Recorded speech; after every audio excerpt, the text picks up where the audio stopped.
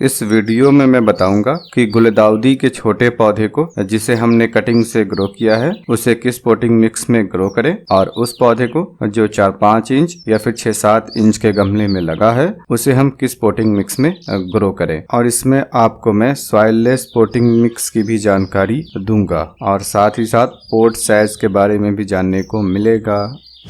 तो सबसे पहले बात की जाए उस पौधे की जिसकी कटिंग को हमने खुद लगाया हो या फिर हम नर्सरी से ऐसे छोटे कटिंग वाले पौधे को खरीद रहे हो। तो ऐसे छोटे पौधे को हम जिसमें रूटिंग हो चुकी हो उसे अलग पोटिंग मिक्स में ग्रो करते हैं। इसके लिए 60% मिट्टी लेना है। मिट्टी में बड़े बड़े ढेले नहीं होने चाहिए और अगर मिट्टी गीली हो तो थोड़ा उसे सुखा लीजिए ताकि कंपोस्ट के साथ ये सही तरीके से मिक्स हो सके। तो मिट्टी 60% लेना है। इसके बाद आपको 40% कंपोस्ट लेना है। कंपोस्ट में kitchen waste compost, vermicompost, cow dung compost, leaf compost, goat manure ले सकते हैं। आपके पास जो है उसका इस्तेमाल कीजिए या 2-3 कंपोस्ट को मिलाकर 40% ले लीजिए। मैं गॉट मैन्योर का इस्तेमाल कर रहा हूँ। 10 इंच के गमले के पोटिंग मिक्स के लिए 25 से 30 ग्राम नीम केक को भी ले लेना है। अगर नहीं है तो कोई प्रॉब्लम भी नहीं है। और 2 ग्राम फंगिसाइड को भी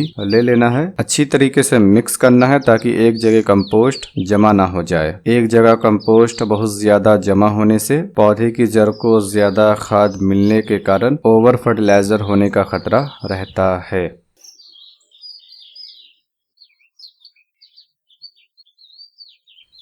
अब बात आती है गमले की। तो छोटे पौधे को 4 से 5 इंच के गमले में लगाना है और इसमें तब तक लगा छोड़ देना है जब तक कि इसमें रूट बॉन्ड ना हो जाए। आमतौर से 25 से 30 दिनों में जड़ भर जाती है। उसके बाद आप इसे इसमें से निकालकर बड़े गमले में लगा दीजिए। इसकी कटिंग को मैंने कब कैसे लगाया था इसका वीडियो बनाकर मैं पहले दे चुका हूँ। लिंक डिस्क्रिप्शन में दे देता हूँ।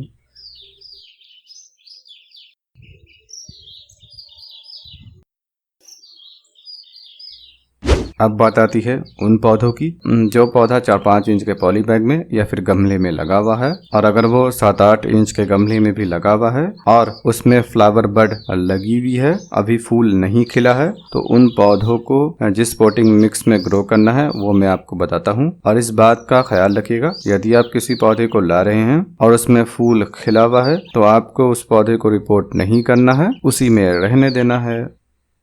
तो इसके लिए आपको लेना है 40% मिट्टी। मिट्टी बड़े बड़े टुकड़ों में नहीं होनी चाहिए और साथ ही साथ मिट्टी गीली भी नहीं होनी चाहिए, थोड़ी बहुत गीली रहे तो चलेगा। उसके बाद आपको लेना है 25% कंपोस्ट। किसी भी टाइप के कंपोस्ट को आप ले सकते हैं। कंपोस्ट को लेने में इस बात का ख्याल रखना है कंपोस्ट का कण बड़ा बड़ा नहीं होना चाहिए, ऐसा होना चाहिए जो मिट्टी के साथ आसानी से मिक्स हो जाए और कण ऐसा हो जिस तरीके से कोकोपीट का बुरादा रहता हो। अब तीसरी चीज लेनी है कोकोपीट। इसे भी 25% लेना है। कोकोपीट लेने में ख्याल रखना है कोकोपीट ब्रिक को पानी में फुला देना है, फिर उसके बाद 2 दफा पानी से धोना है, उसके बाद ही इस्तेमाल करना है। और 2 दफा पानी से धोने से सारा साल्ट खत्म हो जाता है और कोकोपीट पौधे को लगाने के लिए बेहतर हो जाता है। इसके बाद आपको चौथी चीज लेनी है सैंड। सैंड में आप किसी भी टाइप की सैंड को ले सकते हैं, रिवर सैंड को भी और बारीक कण वाली कंस्ट्रक्शन सैंड को भी। इस बात का ख्याल रखिएगा, यदि आपके पास सैंडी सॉइल है तो आपको 40% की जगह 50% लेना है और सैंड नहीं लेना है। सैंडी सॉइल नहीं है तो मिट्टी 40% लेना है और 10% सैंड लेना है। मेरी मिट्टी रेतीली नहीं है तो मैं 10% सैंड को ले रहा हूँ। 10 इंच के गमले के लिए 25 ग्राम नीम केक को भी ले लेना है और 2 से 3 ग्राम फंगिसाइड को भी। अब इसे अच्छी तरीके से मिक्स कर देना है।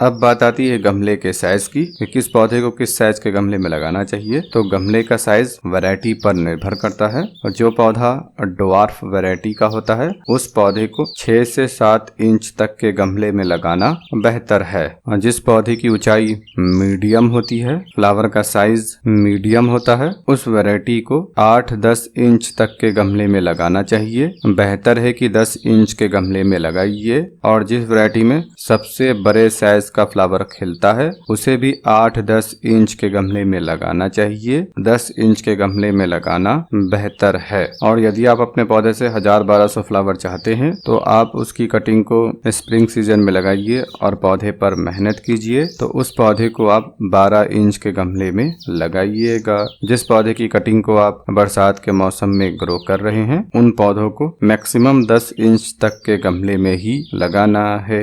12 इंच का गमला देने की जरूरत नहीं पड़ती है, क्योंकि जब हम पौधे की कटिंग बरसात के मौसम में लगाते हैं तो उसे ग्रो होने के लिए समय कम मिलता है, जिससे फ्लावर भी 1000-1200 नहीं खिलता है। तो हमें उसे 12 इंच का गमला भी नहीं देना है, 10 इंच तक का ही गमला देना है। पौधे को अच्छी तरीके से लगा देना है, मिट्टी को हल्की हाथों से दबा देना है, रूट बॉल ना टूटे, जिससे पौधे की ग्रोथ भी नहीं रुकेगी। यदि रूट बॉल टूट जाती है तो 6-7 दिनों के लिए पौधे की ग्रोथ रुक जाती है, फिर उसके बाद धीरे धीरे पौधे की ग्रोथ शुरू होती है।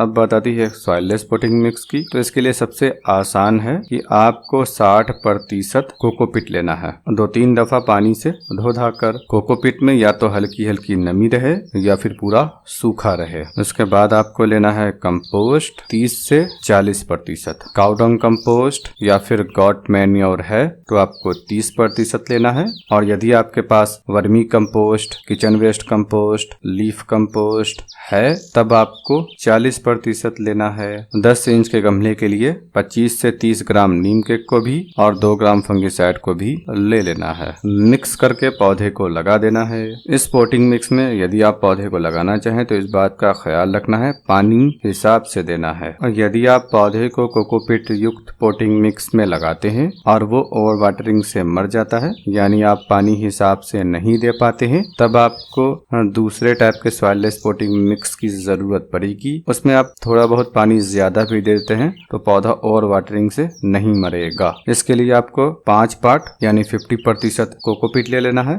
2 पार्ट यानी 20% किसी भी टाइप की कंपोस्ट को ले लीजिए, 2 पार्ट परलाइट यानी 20%, 1 पार्ट वर्मीकोलाइट यानी 10% और नीम केक को भी 25 से 30 ग्राम 10 इंच के गमले के लिए ले लेना है। फंगिसाइड को 2 ग्राम। इसमें मिक्स करके इसके पौधे को लगाइए। ओवर वाटरिंग का खतरा कम रहेगा। यदि आप पानी हिसाब से दे सकते हैं तो आप इस पहले टाइप के पोटिंग मिक्स में लगाइए, ये आपको सस्ता भी पड़ेगा।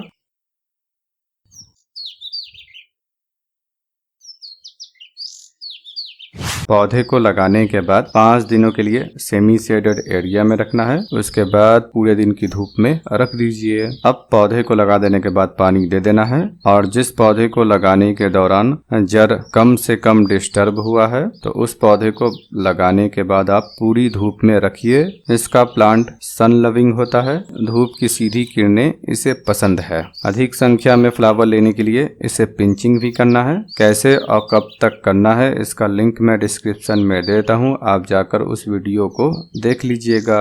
उम्मीद है आपको ये जानकारी पसंद आई होगी।